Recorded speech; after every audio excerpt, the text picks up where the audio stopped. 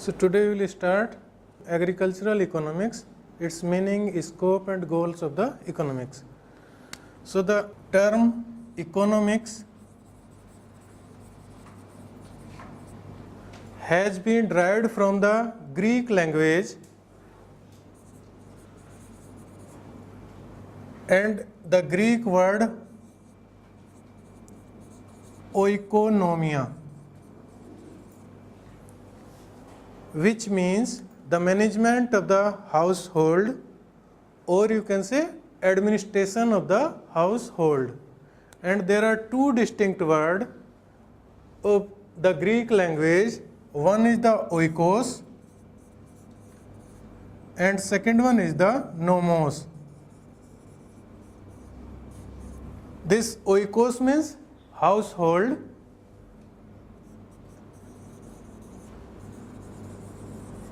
and nomos means management.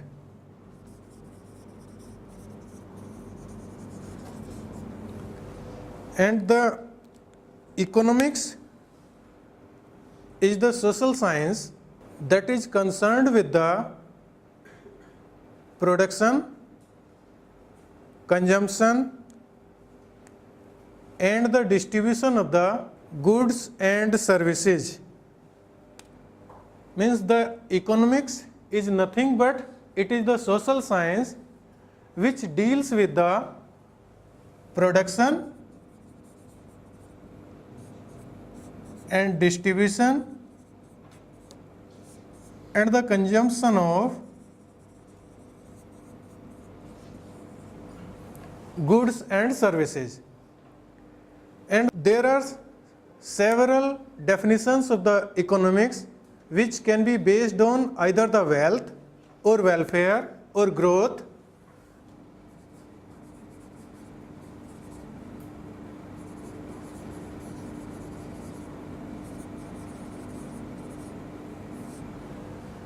Means there are several definitions of the economics, and first time the economics has been defined by the Adam Smith, and Adam Smith is considered as the father of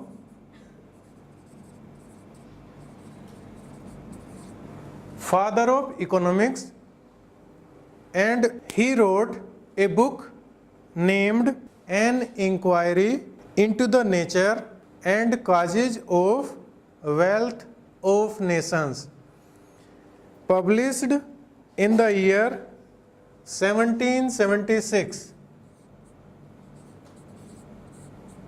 So first time Adam Smith defined the economics, so Adam Smith is considered as the father of economics also. Means Adam Smith defined the economics as the science that studies the production and consumption of the wealth.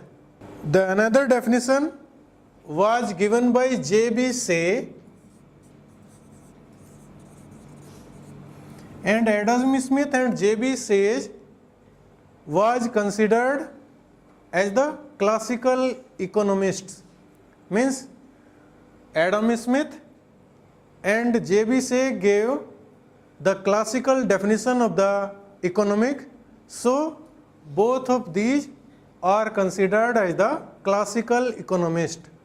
But after that, some other economist also given the definition of the economics. Some of the important one are, first one is the Alfred Marshall.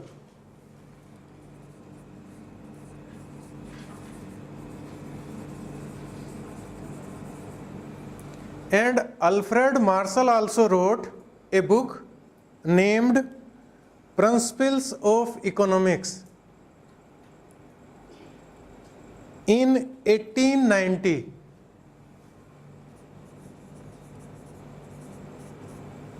He wrote a book, Principles of Economics, and the definition given by Alfred Marshall was as the economics is a study of mankind in the ordinary business of life. The another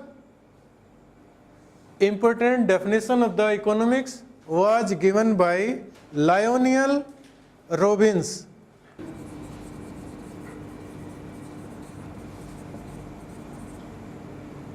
And Robbins also wrote a book named An Essay on the Nature and Significance of the Economic Science,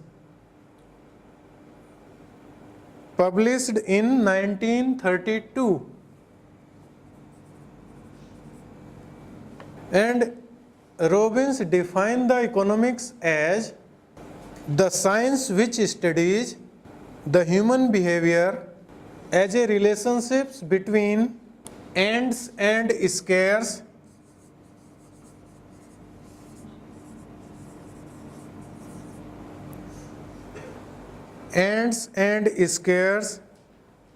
means which have alternative usage.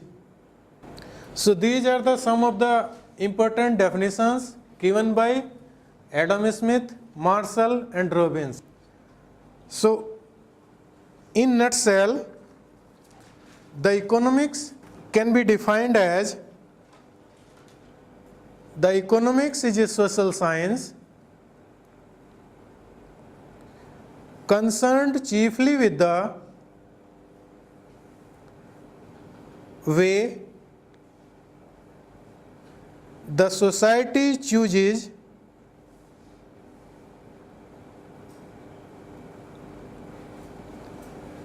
to employ its limited resources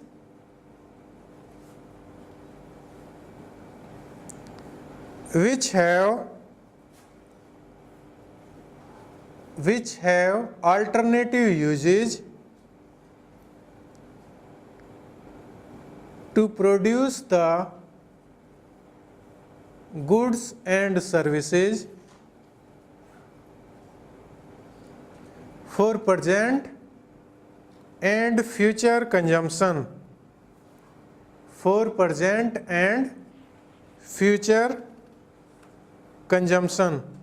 The economics can be studied with two kinds of the theories, or there are two types of the approaches while we studying the economics. One is the traditional approach, another is the modern approach. Or you can say the economics can be studied with two approaches. One is the traditional approach,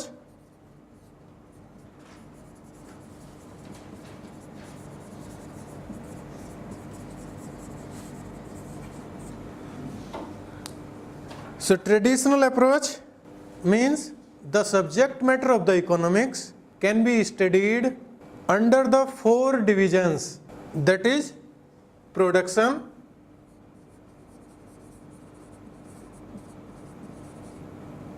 exchange, distribution and consumption.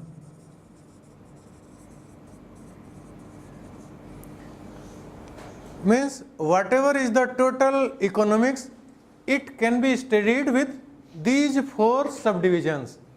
One is the production level, means how the inputs can be converted into the output, either in the form of goods or in the form of services. The exchange means simply the goods or services can be transferred from one place to the another place, or from one person to the another person. The distribution means whatever goods and services are produced from one unit, or you can say in the one farm, or at one level, or at one farm level, how it can be distributed to the consumer. And consumption means how whatever is the produce, it can be consumed by the end, or you can say the tail ender, or how the consumer can consume whatever the produce will be there. So the total economics in the traditional approach can be concentrated into these four aspects. And the second approach is the modern approach. In modern approach, whole of the economics or whatever is the economic studies are there, they can be further grouped into two. One is the microeconomics and second one is the macroeconomics. So the modern approach can study the economics by dividing into the two subdivisions. One is the microeconomics, another is the macroeconomics. Micro means when we study all the economic behavior or all the economic processes for only one single unit. Either one consumer is there, either one firm is there, means only one single unit can be studied into the large extent. So this is known as micro level, or you can say microeconomics. And when we consider the aggregation of the or aggregates of the different units can be studied at once, then this is known as the macroeconomics. This first one, the microeconomics fundamentally deals with the economic behavior of the individual economic unit, such as consumers, resource owners, and business firms. It covers the theory of consumer behavior,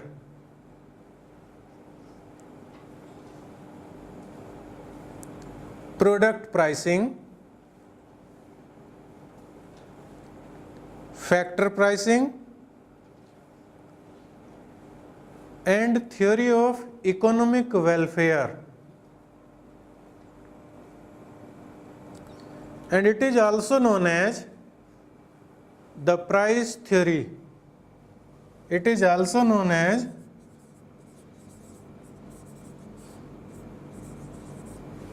the price theory. Whereas the macroeconomics treats the economic system as a whole, means the entire system can be covered at once or can be studied combinedly. It is concerned with the value of the overall flow of the resources. Thus, it covers the theory of the money and prices, banking, economic growth, distribution, national income, etc. National income, etc. Thus, it is concerned with the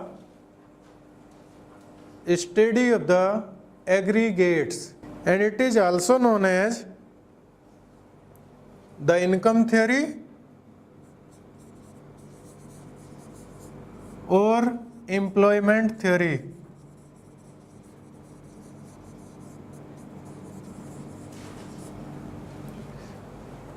Means the basic difference between these two are when only one single unit can be studied in detail, this is known as the microeconomics, and when the different units can be integrated and then studied, this is known as the macroeconomics. Then there are several problems of the agriculture which can be studied in the economics, or you can say particularly the agricultural economics.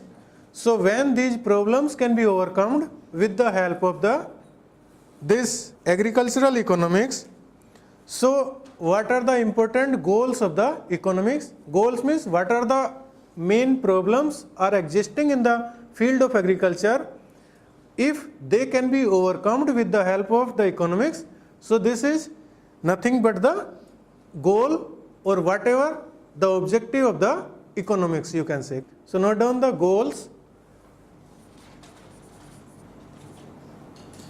of economics. So there are various goals, and some of the important one are: first one, a low rate of unemployment.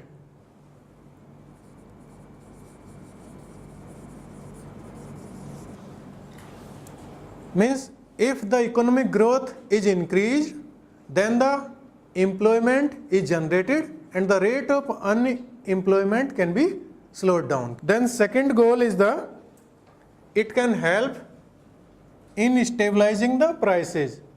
So the price stability.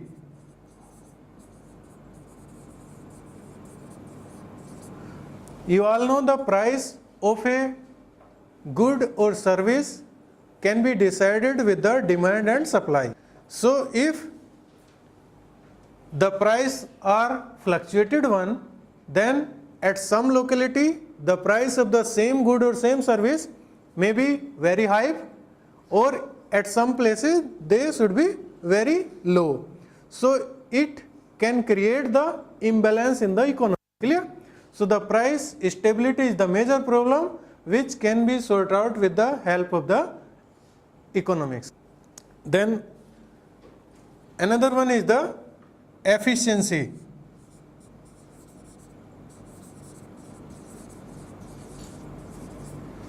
Whatever work should be done in any field, then if a labor is working but the efficiency is not the optimum one, so the whatever output is there, it cannot be meet out the requirement of the inputs.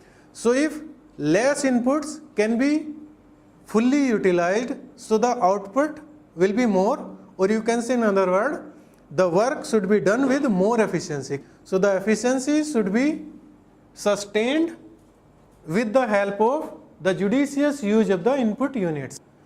So the efficiency, whatever work should be done, it should be efficiently done with the help of the economics. Because if we know the economics, that how one unit can be incorporated into the business, then what is the output, so we can adjust the labor or we can adjust the inputs into the efficient manner. Because if we don't have the knowledge of the business or a firm, input and output, so the efficiency can be reduced and ultimately the loss in the production takes place. Clear? Then another is an equitable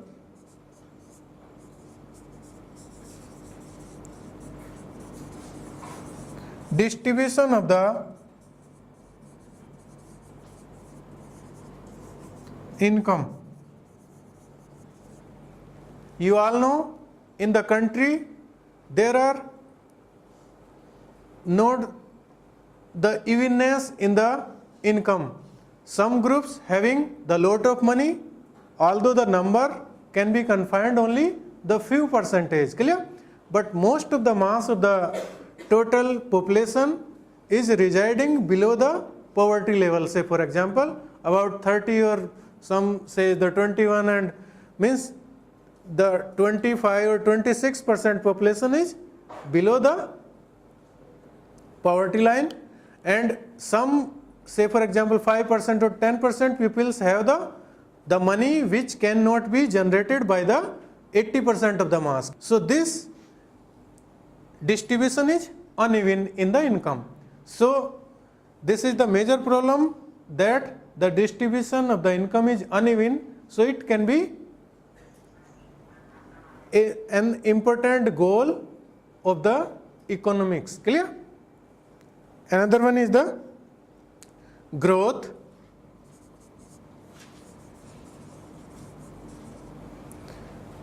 If the steady growth is there, means if the growth is a static one, then there is no development. So if any of the business, either primary sector, secondary sector, tertiary sector, primary means you say the agriculture sector, secondary means the industry, and tertiary means the service sector.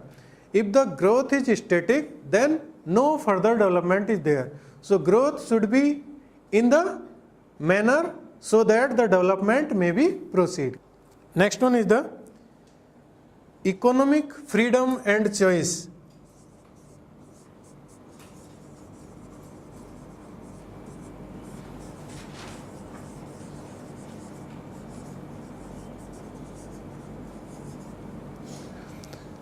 Means there are number of businesses, so the community cannot be forced to do a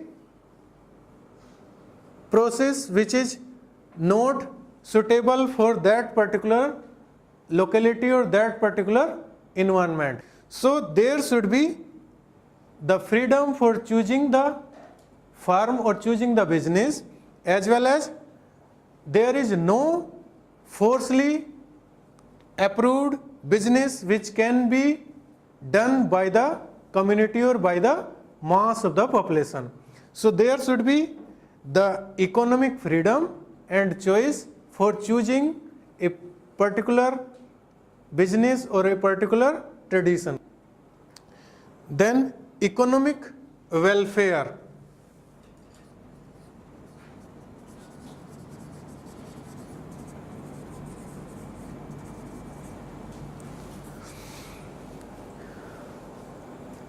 The economic policy should be pursued in such a manner that welfare of the people or welfare of the society or the social benefits can be maximized. Means the production should not be rose at the cost of the welfare of the society. Means the production is increased, this is okay. The profits can also be increased, this is well, but it should not be at the cost of the human society or the welfare of the human beings. Last one is the sustainable development.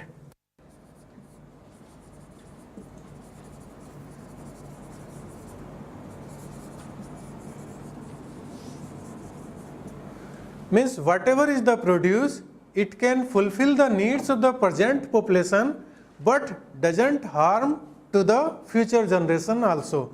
Or the development should be sustainable one, it should not be like that.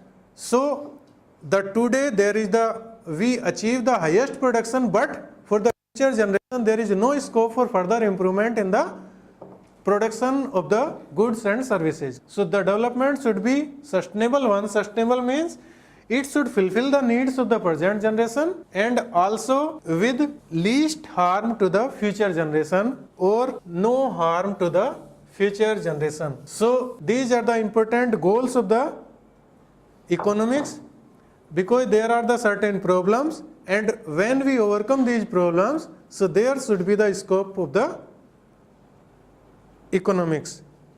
So now there is the scope of the economics, means the principles of the economics or science of the economics can be used in the different field. So there should be the scope of the economics, means where we can use the application of the economics. So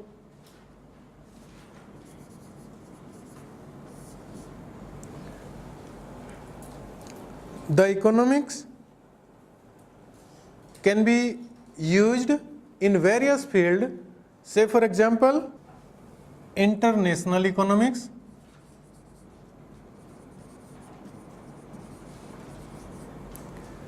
when the import and export between the different countries is studied, so it comes under the international economics.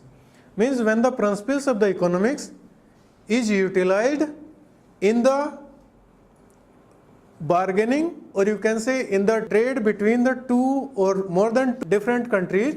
So whatever principles of the economics are used in the trade, this is comes under the international economics. Then another important area is the public finance.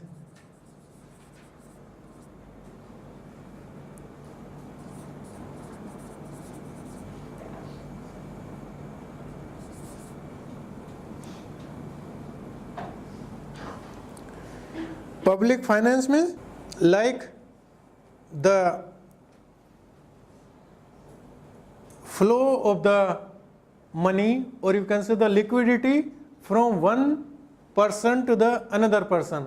Say for example, from the consumers to the bank, or how the money is flowed from one person to the another person. So the role of the economics is great in this sense. The public finance is directly related with the production, exchange, distribution and consumption. So if the principles of the economics is used in studying the money flow, then it comes under the public finance. Then developmental economics.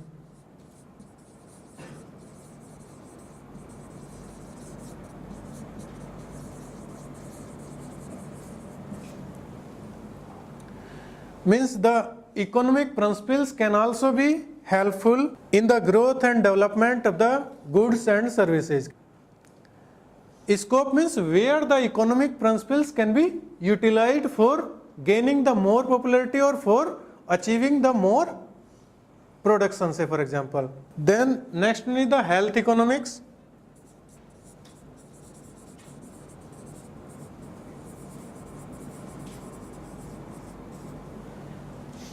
Means the economic principles can also be utilized in the field of the health. Then environmental economics.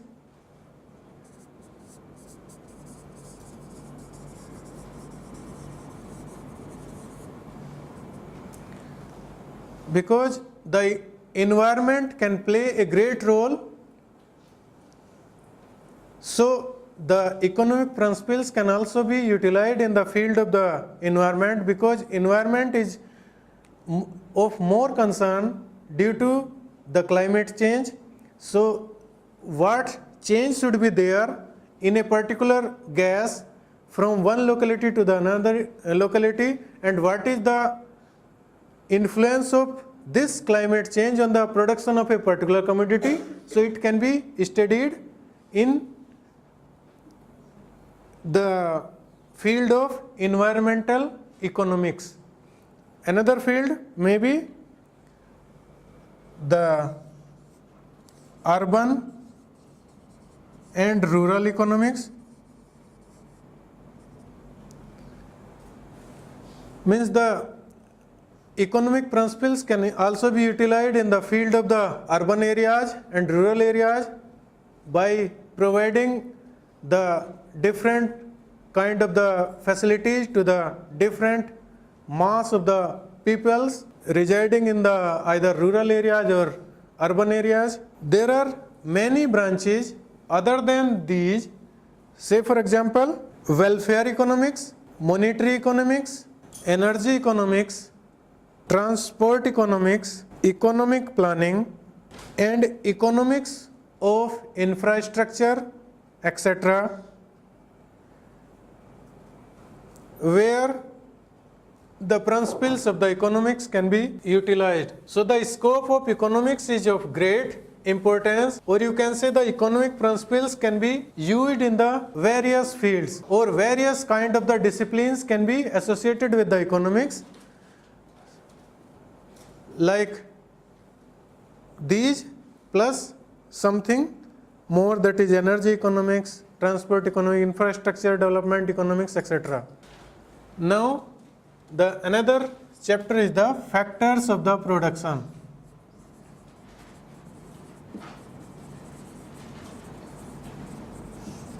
We will continue the factors of the production in next term.